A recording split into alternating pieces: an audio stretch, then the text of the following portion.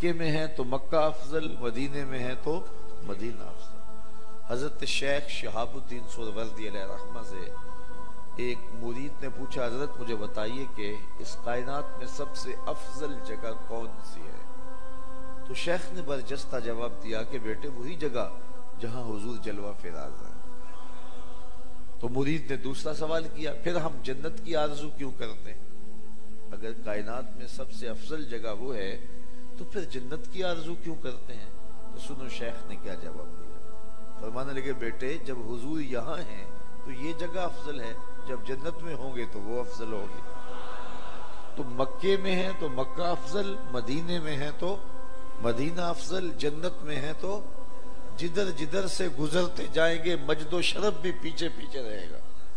और ये जोश खिताबत नहीं है, बल्कि मैं एक हदीस से इसकी तायीद करना चाहता हूँ, और वो ये कि आपने बारहा इसको सुना है कि अगर लोगों को पता चल जाए कि पहली सफ का शरफ क्या है, सफ़े अव्वल का शरफ क्या है, तो लोग पहली सफ में खड़ा होने के लिए आपस में कुरा डाले कि मैंने पहली सफ में खड़ा होना, उलझाव बन जाए कि मैंने पहली सफ में खड़ा होना है, अगर लोगों को पता चल जाए कि सफ़े अव्वल का शरफ क्या है। अब सफ़े अव्वल कौन सी है?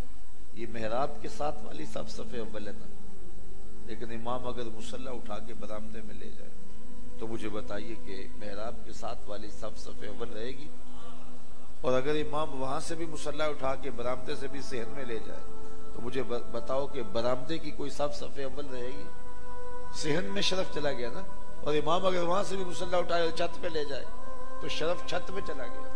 तो सदियां गुजरने के बाद मेरे जैसा इमाम अगर मुसल्ला बदले तो शरफ बदल जाए। और अगर नबियों का इमाम मक्के में हो तो शरफ मक्के को मिले, मदीने में हो तो शरफ मदीने को मिले, जन्नत में हो तो शरफ जन्नत को मिले। जिधर जिधर से गुजरते जाएंगे मजदो शरफ भी पीछे पीछे रहे। तो शरफ मकान का नहीं होता, शरफ मकीन का होता है। हजरत उमर फारूक रज़ी अल्लाह ताला अन्हु तवाफ करते करते हजर अस्वद पर रुके और चूमने लगे, और फिर कहा कि हजर अस्वद में तुझे कभी न चूमता अगर मेरे हुजूर ने न चूमा होता। अल्लाह अकबर, मेरे हुजूर ने चूमा है इसलिए मैं तुम्हें चूम रहा हूं। इसीलिए वहां हुजूम आशिका होता है ना। वो किसी ने कहा ये समंदर पार से आए हुए लोग बड़े दीवाने हैं, एक बार पत्थर को चूम लिया तो जान छोड़ दें, ये बार बार चूमे जा रहे हैं। तो मैंने कहा साहब ये पत्थर नहीं चूम रहे, ये किसी के होंठों का निशान ढूंढ रहे हैं। एक जगह से चूमते हैं, ख्याल आता है हुजूर के लब इधर न लगे हों, वहां से चूमते हैं, ख्याल लगता है हुजूर के लब इधर न लगे हों। मैंने कहा पत्थर नहीं चूम रहे, ये किसी के लबों का लम्स ढूंढ रहे हैं। हमने कतरा देखा न कभी दरिया पे गौर किया, बस जहां तेरी झलक नजर आई वहीं डूब गए।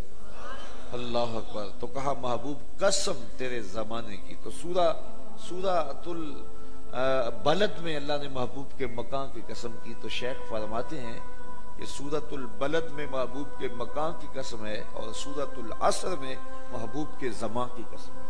और तरतीब कलाम अब यूं होगी, तेरे मकान की भी कसम, तेरे जमा की भी कसम, तेरे कूचा व बाजार की भी कसम, तेरे लैलो नहार की भी कसम।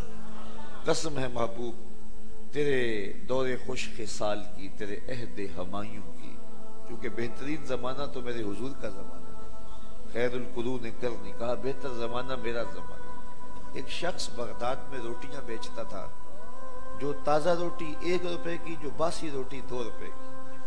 किसी ने रोक लिया, कहा अजीब तेरा रेट है, पूरी दुनिया पे ऐसा नहीं होता, बासी रोटी सस्ती होती है, लेकिन तू बासी रोटी 1 रुपए की फर्ज करो, और जो है वो 8 आने की, और जो ताजा रोटी है वो 1 रुपए की बेच रहे, तो ये बड़ा अजीब सा रेट है तुम्हारा। उसने कहा नहीं खरीदते हो तो ना खरीदो, रेट मेरा यही रहेगा।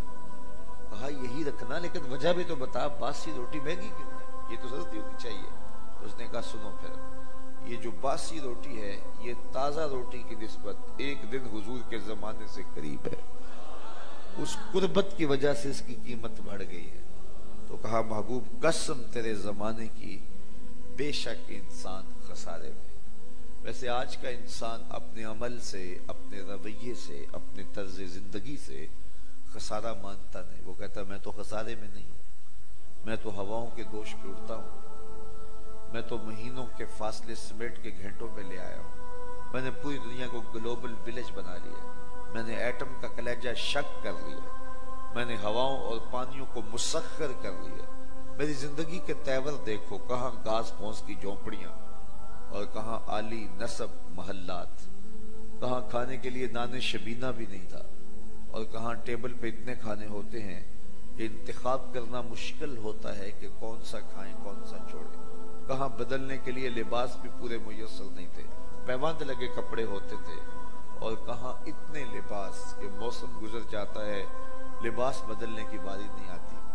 तो कहा मेरी जिंदगी देखो, ये तारकूल की बिछी हुई सड़कें, ये लश्कारे मारती मार्केटें, ये आली नसब प्लाजे, ये मेरी जिंदगी का जमाल देखो। तो मैं तो खसारे में नहीं हूं। तो कहा कसम है महबूब तेरे जमाने की इंसान खसारे में। तो आज का इंसान खसारा माने ना और अल्लाह महबूब के जमाने की कसमें करके कहे इंसान खसारे में है, तो फिर खसारा क्या हुआ?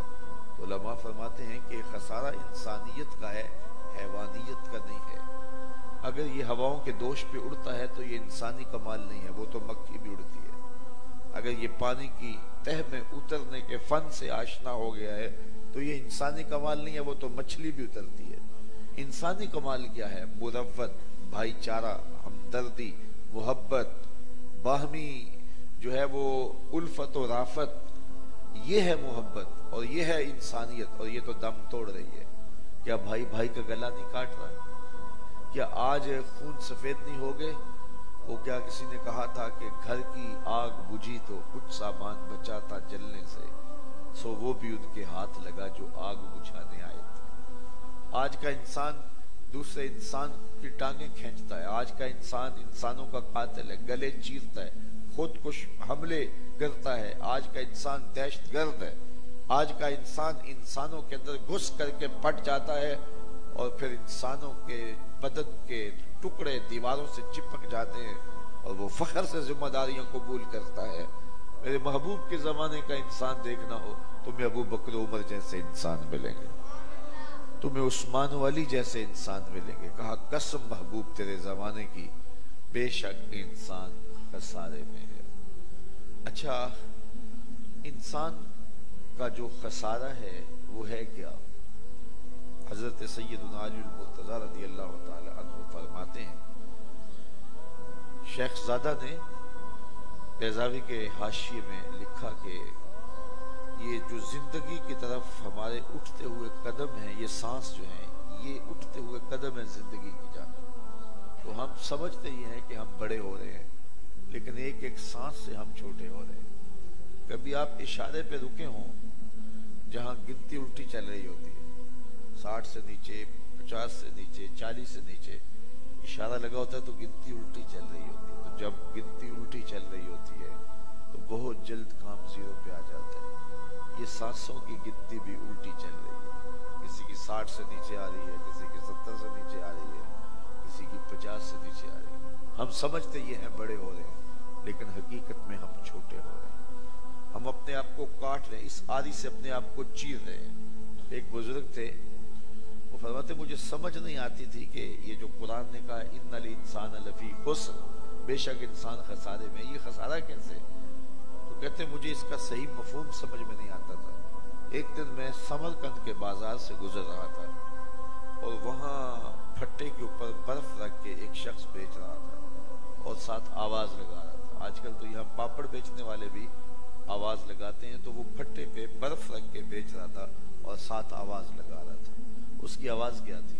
इरहमू इरहमू अला मन यज़ूबु रासु मालिही, ओ गुजरने वालों मेरे पे तरस खाओ, मैं एक ऐसा ताजिर हूं जिसका रासुल माल पिघलता जा रहा है, मेरे पे तरस करो, मुझसे थोड़ा थोड़ा सौदा खरीदते जाओ, बर्फ लेते जाओ। अगर तुमने मुझसे बर्फ ना खरीदी तो कल बर्फ ही नहीं होगी, मैं बेचूंगा क्या? चूंकि मुख्तलिफ सौदे होते हैं ना, आप कपड़ा बेचते हैं फर्ज करो, तो आज ग्राहक नहीं मिला तो हो सकता है कल 2 आने महंगा मिल जाए, जो है वो बिक जाए। आप पेट्रोल बेचते हैं तो आज ग्राहक नहीं आया तो हो सकता है पड़ा पड़ा 6 रुपये ऊपर चला जाए, तो करोड़ों के फायदे में चले जाए। लेकिन बर्फ एक ऐसा सौदा है, कल महंगी भी होगी तो होगी नहीं, तो वो दुहाई भी दे रहा था और बर्फ फट्टे पे रख के बेच रहा था और साथ कह रहा था, ओ लोगो मेरे पे तरस खाओ, मुझसे बर्फ लेते जाओ, मैं एक ऐसा ताजर हूं जिसका रासुल माल पिघलता जा रहा है।